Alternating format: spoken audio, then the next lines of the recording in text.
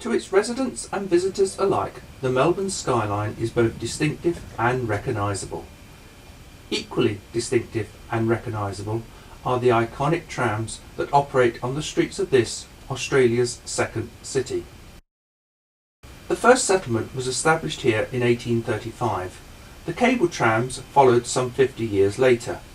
These were replaced in 1905 by the now familiar electric trams, and these have been providing a regular service ever since.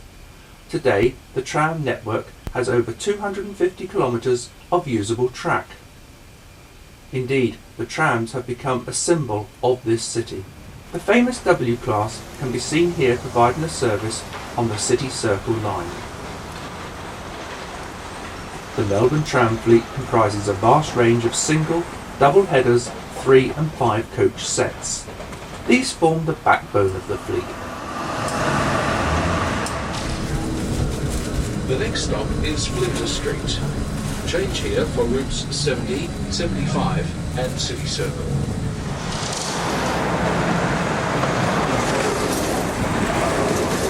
But the pride of this intensive fleet is the very latest in design and technology.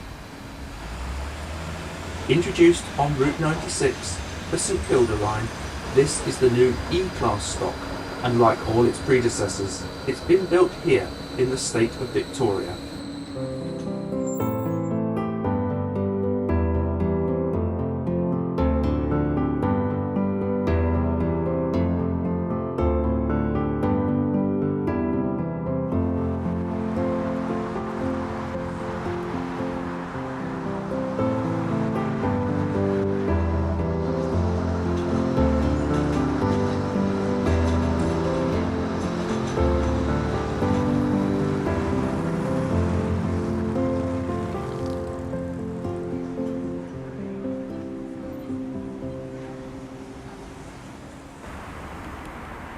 Fully appreciate the latest trams, we need to go back in time to the end of the 19th century to understand how the various developments which took place on the early cable trams ultimately influenced the current trams.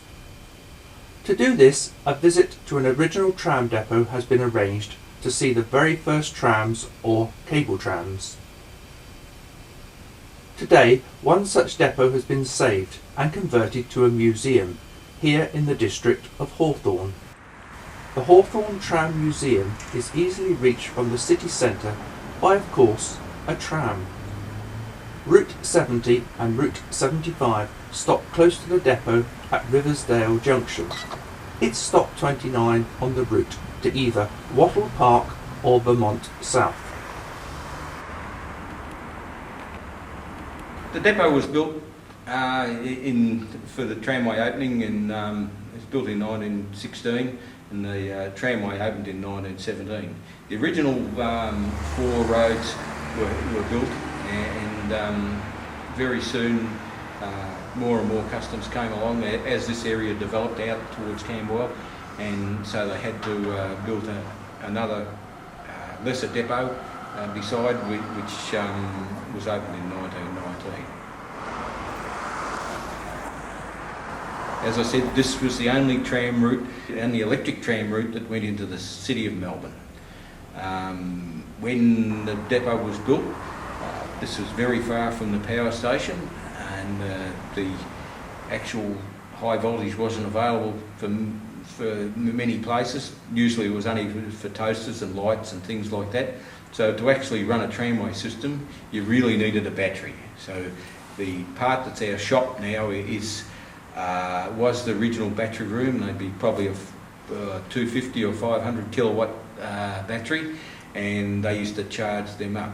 It was originally supplied by a single 4,000 volt cable from the Richmond power station, which would be about 6 miles, and that ran 2 motor generator converters that also at times have supplied the trams and also floated the battery. So over the peak, the battery helped supply the tramway current, and after the peak overnight, then the generators could be used to charge the battery as well as supporting a lesser number of trams.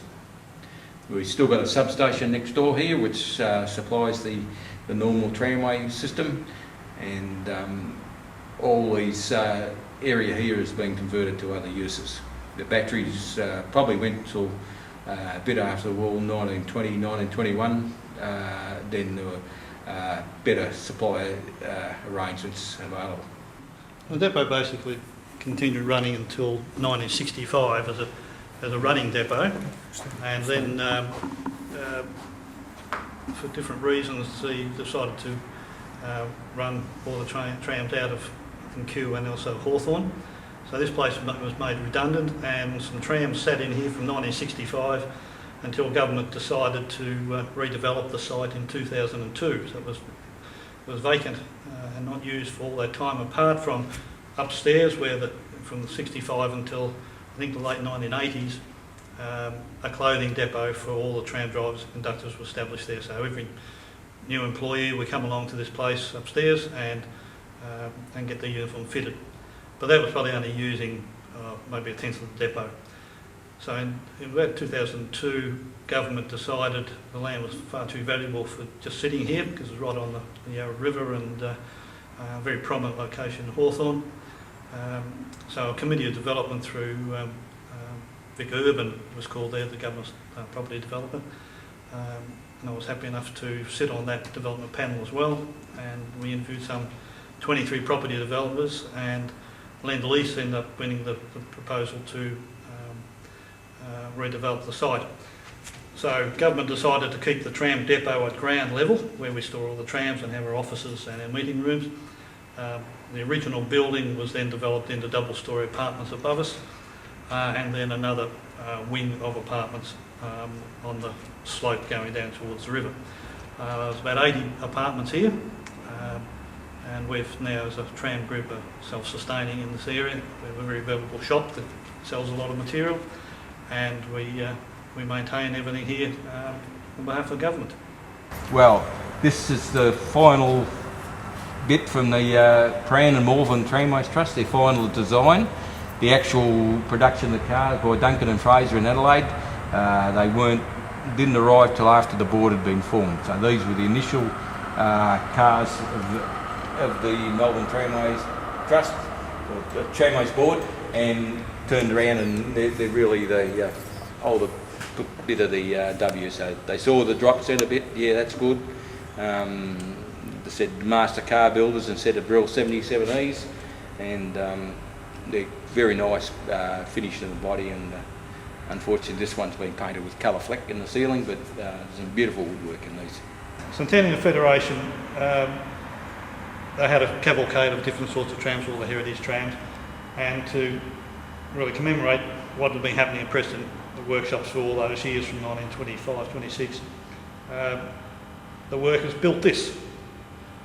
And basically just to mount it and show all the different things. They had half a dozen blokes on it, just pedal and it goes down the road.